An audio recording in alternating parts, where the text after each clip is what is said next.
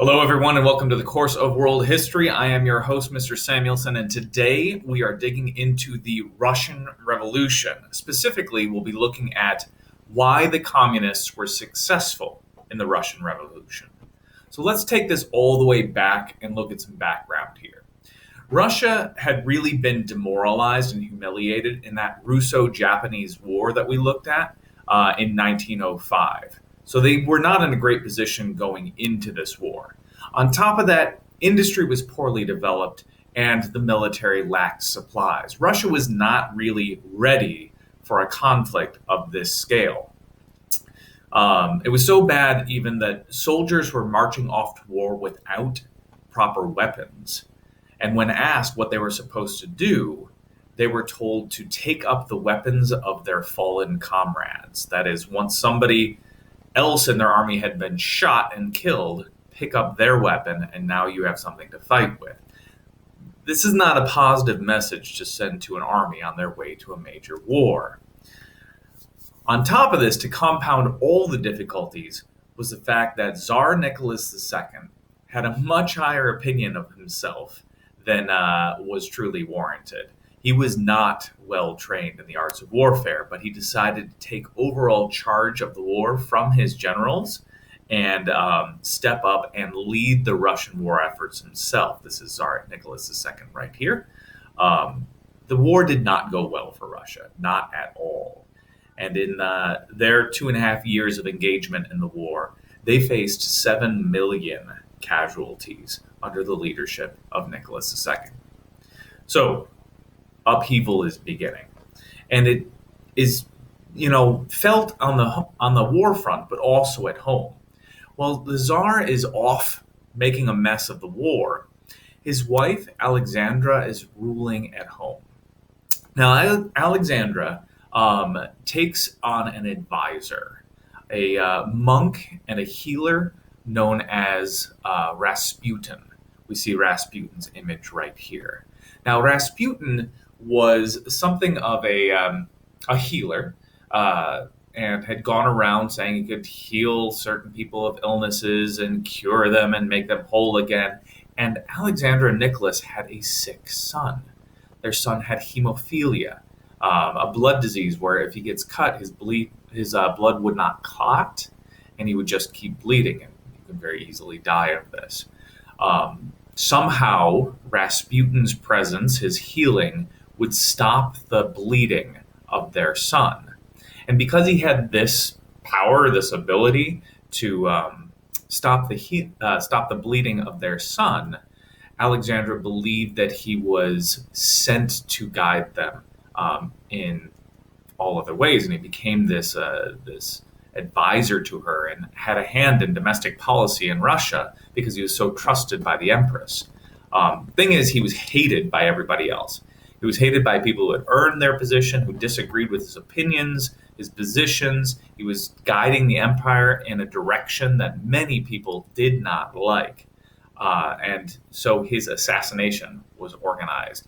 And in 1916, Rasputin was assassinated, but the government, by following his advice, or at least the perceptions of following his advice, had been so damaged that they never really recovered from that. So they're heading toward a revolution. It begins in March of 1917, the March Revolution, because in that month, bread rationing had really led to starvation within Russian cities. They were rationing bread to make sure that the soldiers on the front had access to food, but everybody else was now starving in the streets.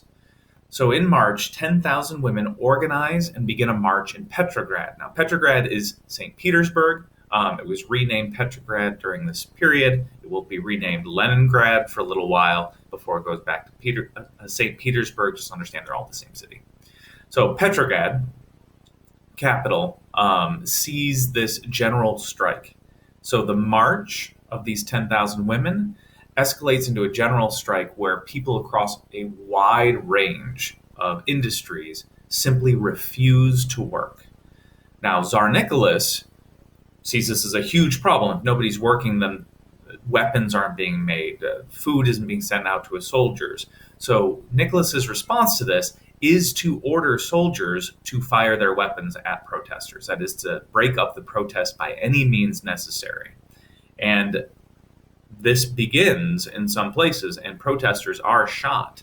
But in many other places, the soldiers simply join the protest and say, no, no, this has gone on too far. You're ordering us to shoot at our friends and family. That's not going to happen. They join the protest. And soon the Duma is the legislature in the Russian government, meet, and they decide to form a new government, a government that would not include Czar Nicholas II. Nicholas is then put in a position where he no longer has the support of his army, no longer has the support of the people, and he is forced to step down from government. So he will no longer be the Tsar of Russia. So a provisional government is put in place. This provisional government decides to carry on the war until they can end it honorably. Right now, they have faced disaster after disaster after disaster. Ending the war now would be dishonorable. So they want to wait until they have a couple of victories where they can negotiate as equals. But the people really don't like this decision. They don't see any victories coming anytime soon. So the factory workers, peasants, soldiers, they all dislike that decision. They want the war to end now. We are losing. We don't want to lose more. Get out of this thing. And so they organize, the factory workers, peasants, and soldiers, all organize into these groups called Soviets. These Soviets are councils made up of those workers and soldiers. And those councils, those worker councils, resist the provisional government in this decision.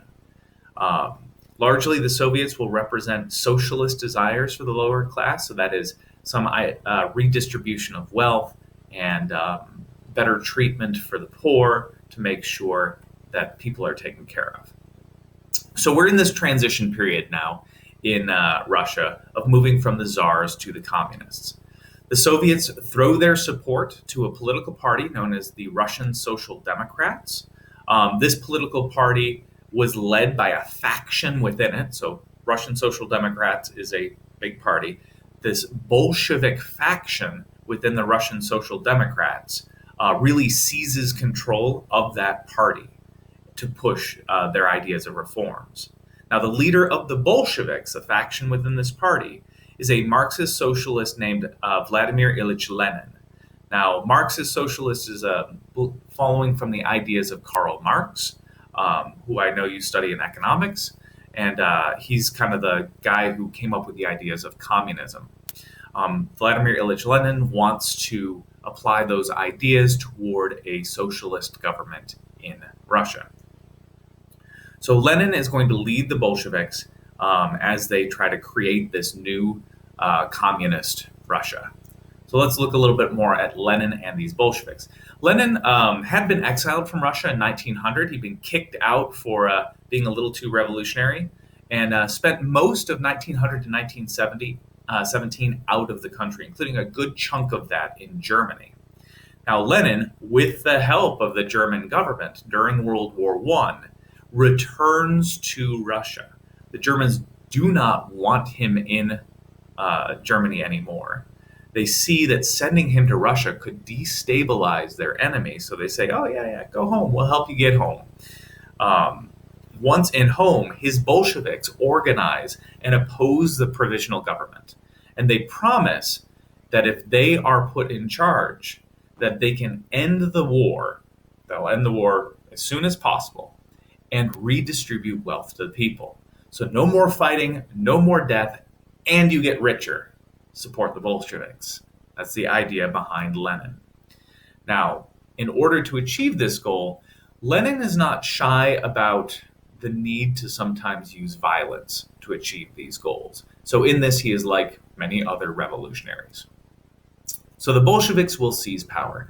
October of 1917, Russia's been in turmoil since March, remember.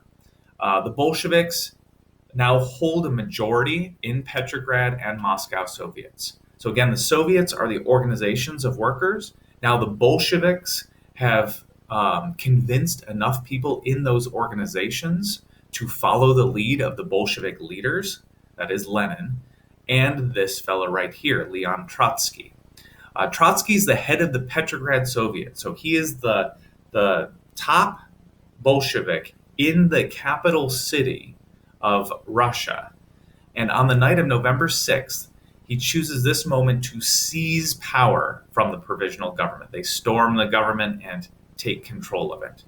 And then power is handed to the Russian Congress of Soviets. The Provisional Government is gone.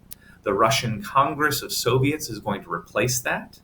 And the Congress of Soviets then is led by a committee which is headed by Vladimir Ilyich Lenin. So Trotsky helps organize the movement that finally gets Lenin in charge of Russia. Well, there are people who don't like this.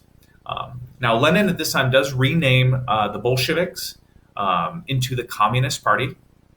So we now have the Communist Party of Russia. And as the leader of Russia, he signs a humiliating peace treaty to end World War I. Recognizes that this is not a great peace treaty, but he has promised to get Russia out of the war. Russia is now out of the war. But some disagree with this decision and totally disagree with Lenin. These monarchists, people who want to restore the Czars, are outside of Petrograd and Moscow. Petrograd and Moscow are firmly in the communist hands. But they form the White Army. The White Army is going to fight to regain the country from the Red Army being the Communist Army. So the White Army are the monarchists, the Red Army are the communists. Now keep in mind the communists are in charge. The White Army is kind of doing a counter-revolution now. In 1918, partially to avoid having this figurehead that the White Army can fight for, the White Army is fighting to restore Nicholas II to the throne. Well, the Bolsheviks murder Nicholas II and his entire family. So Nicholas, his wife, his children are all taken out to this farmhouse. They are all shot. And the Romanov dynasty of the Russian Czars is eliminated in the night. So the communists are going to win this fight. They have better discipline, better structure, a very strict, very effective discipline. The government control of the entire economy means that the army is well provisioned.